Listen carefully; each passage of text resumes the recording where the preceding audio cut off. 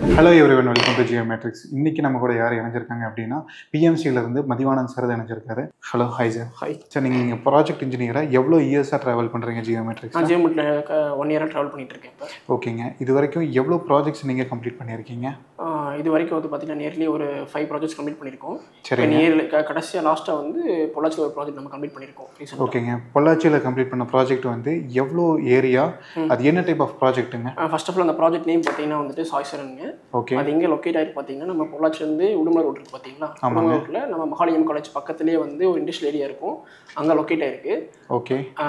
Square feet பார்த்தீங்கன்னா 6500 square ஃபீட்டுங்க அது. ஓகேங்க. அங்கே கிளையண்ட்டோட என்ன நீடுங்க? ஒரு அந்த கிளைண்ட் வந்து என்ன டைப் ஆஃப் பிஸ்னஸ் பண்ணுறாருங்க? அந்த கிளைண்ட் வந்து பார்த்தீங்கன்னா எலக்ட்ரிக்கல் ஸ்பாட்ஸ் இருக்குது பார்த்தீங்களா, அதோட மேனுஃபேக்சரிங் பண்ணிட்டுருக்காங்க. ஓகே. ஆல்ரெடி அவங்களோட ஒரு பிளான்ட் இருக்குது.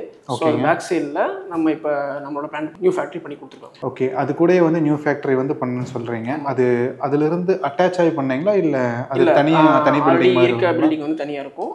இப்போ நம்ம பண்ணது வந்து தனி. சார், இந்த பில்டிங் வந்து நீங்கள் எப்படி ஸ்டார்ட் பண்ணீங்க? என்ன கிரிட்டிகாலிட்டி இருந்துச்சுங்க ஸ்டார்ட் இனிஷியல்லேருந்து கொஞ்சம் சொல்ல முடியுங்களா? கண்டிப்பாக சொல்கிறேன்.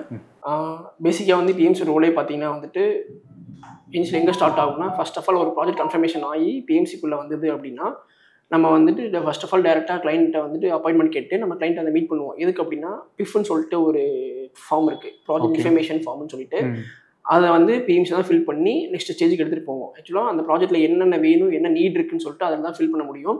அதை நம்ம ஃபில் பண்ணுவோம். அப்படி ஃபில் பண்ணும்போதே வந்துட்டு ஏரியா வைஸ் எல்லாம் கரெக்டாக இருக்கா, அதாவது லென்த்து வித்து ப்ளஸ் வந்துட்டு நம்ம ஷீட் என்ன மேக் யூஸ் பண்ண போகிறோம், அதில் வந்து கிரெயின் பீம் வேணுமா வேண்டாமா, மெசைன் இருக்கா, சம்திங் எல்லாம் A to Z டீட்டெயில் வந்து இதில் வந்துடும். இன்க்ளூடிங் வந்துட்டு பெயிண்ட் கலர் என்ன வேணும், எனாமல் வேணுமா, எபாக்சி வேணுமா, ஓகே, எல்லாமே வந்துட்டு அதில் மென்ஷன் பண்ணியிருக்கோம். ப்ளஸ் வந்துட்டு நம்ம ஸ்கோப்பை நம்ம எக்ஸாம்பிள் சொல்லணும்னா ஸ்கஃபோல்டிங்கு யார் ஸ்கோப்பு, சைட்டு டிஃபிகல்ட்டிஸ் எதாவது இருக்கா, எல்லாமே அதில் செக் பண்ணிடுவோம்.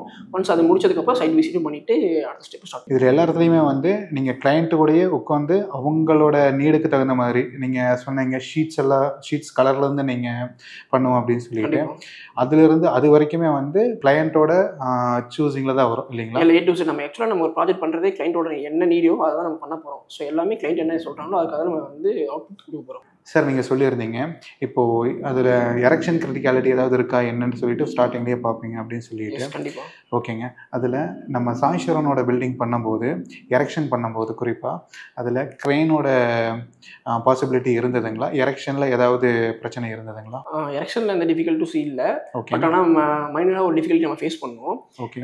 இனிஷியலாக அந்த பிஃப் ஃபில் பண்ணணும்னு சொல்லியிருந்தேன் பார்த்தீங்களா, ஃபில் பண்ணும்போதே வந்துட்டு பார்த்தீங்கன்னா ஆக்சுவலாக வந்துட்டு இது மொத்தம் 5 பே இருந்தது. 5 பேல வந்து கிரெயின் கேட்டிருந்தாங்க, 10 EOT 10 கிரெயின் கேட்டிருந்தாங்க. அதில் வந்து ஒன்லி 4 பேக் மட்டும் போதும், ஒரு பேக் வேணான்னு சொல்லியிருந்தாங்க. நம்ம என்ன பண்ணிட்டோம், அதுக்காக ப்ரொசீட் பண்ணிட்டு ஃபேப்ரிகேஷன் தான் முடிஞ்சது. எரெக்ஷன் நம்ம கம்ப்ளீட் பண்ணிட்டோம், ஸ்கெல்டன் ஃபுல்லாக கம்ப்ளீட் பண்ணிட்டோம். அந்த ஸ்டேஜ் ஆஃப் டைம் என்ன கிளைண்ட் என்ன சொல்லிட்டாருன்னா, எனக்கு வந்து அர்ஜென்ட்டாக நமக்கு நீட் இருக்குது, அந்த பேலையும் எனக்கு கிரெயின் பீம் போட்டு கொடுங்க, கிரெயின் ட்ராவல் பண்ணணும் அப்படின்னு சொல்லி கேட்டிருந்தாங்க. நம்ம வந்து ஃபர்ஸ்ட்டாக இனிஷியலாகவே என்ன பண்ணியிருந்தோம்னா, நம்ம ஃபில் பண்ணும்போதே வந்து ஃபியூச்சரில் இந்த வேணும்னு கேட்டிருந்தாங்கன்னு சொல்லி நம்ம கிரெயினுக்கு மென்ஷன் பண்ணி கொடுத்துருந்தோம். ஓகே. கிரெயினோட நீடு வந்து ஸ்டார்டிங்லேயே வந்து இருக்கும் அப்படின்னு சொல்லி அதுக்கு தகுந்த மாதிரி தான் நம்ம இது பண்ணியிருந்தோம். நம்ம அதனால் அப்படி ஃபில் பண்ணனால நமக்கு ஒரு ப்ளஸ் பாயிண்ட் என்னன்னா, நம்ம அதில் ப்ரொவிஷன் எல்லாமே கொடுத்துருந்தோம் அந்த ஒரு பேரை கிரெயின் ஃபிக்ஸ் பண்ணுறதுக்காக. அதனால நம்ம கொஞ்சம் ஈஸியாக ஃபிக்ஸ் பண்ணுறதுக்காக. EOT வந்து அதில் இருக்கு. அது வந்து எவ்வளோ கெப்பாசிட்டியில் நம்ம 10 ton capacity. Okay. 10 ton capacity. Okay. 10 ton capacity வருங்கிற அளவுக்கு நம்ம வந்து ஸ்டார்டிங்லேயே வந்து ப்ரொவிஷன் டிசைன் நம்ம எல்லாமே தான் பண்ணியிருந்தோம். ஏன்னா ஃபியூச்சரில் தேவைப்படுன்னு சொல்லியிருந்தனால நம்ம டிசைனை நம்ம ஸ்ட்ரக்சரல் டிசைனே வந்து 10 டன் கெப்பாசிட்டிக்காக ஃபுல் எல்லா பேக்காகவே தான் பண்ணியிருந்தோம் design. Okay. Okay. Super super. Okay Mathi sir, இப்போ ஷீட்ஸை செலக்ட் பண்ணுறது வந்து கஸ்டமருடைய சூஸுக்கு தகுந்த மாதிரி நம்மகிட்ட இருக்க பேட்டர்ன்ஸுக்கு தகுந்த மாதிரி வந்து எப்படி மேட்ச் ஆகுங்க, எப்படி மேட்ச் பண்ணுவீங்க நீங்கள்? நல்ல கொஸ்டின் சார். எப்படின்னா வந்துட்டு நம்ம இப்போ கிளைண்ட் வந்துட்டு இந்த சாய்ஸ் பர்டிகுலர் இந்த சாய்ஸ் அண்ட் கிளைண்ட் வந்து பார்த்தீங்கன்னா அவங்க ரூஃபு கிளாடிங் ரெண்டுமே இருந்ததில்ல. ஓகே.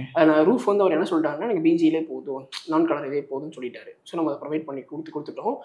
கிளாடிங் சைடில் வந்து பார்த்துட்டிங்கன்னா அவர் வந்து யூனிக்காக வந்து எனக்கு பேட்டர்னில் தான் வேணும் அப்படின்னு கேட்டிருந்தாரு. அதுவும் பர்டிகுலராக வந்துட்டு பார்த்தீங்கன்னா off white with orange pattern தான் கேட்டிருந்தாரு. ஓகேங்க.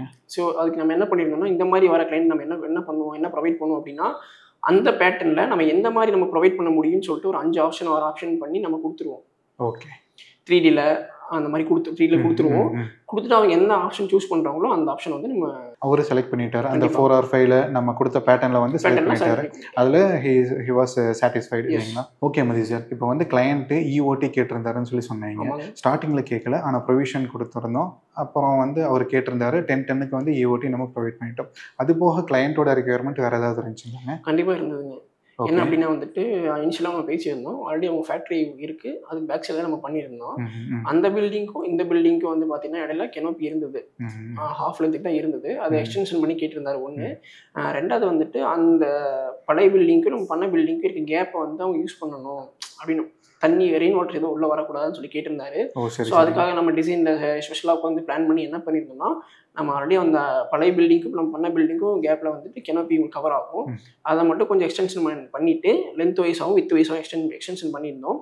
பண்ணிவிட்டு அதுக்கப்புறம் என்ன பண்ணியிருந்தோம், 2க்கு இடையில வந்து நம்ம வேலைகேட்டர் கொடுத்து ப்ரொவைட் பண்ணிட்டு அந்த வாட்டர் எல்லாம் கீழே போகிற மாதிரி டேரெக்டாக அந்த அதாவது பழைய பில்டிங்க்கும் புது பில்டிங் இருக்க ஸ்பேஸை அவங்க யூஸ் பண்ணுற அளவுக்கு நம்ம பண்ணிக்கலாம். ஓகே சார், சாய் சரவணன் சைட்டில் ஷீட்ஸ் வந்து நம்ம தான் ப்ரொவைட் பண்ணியிருக்கோம்.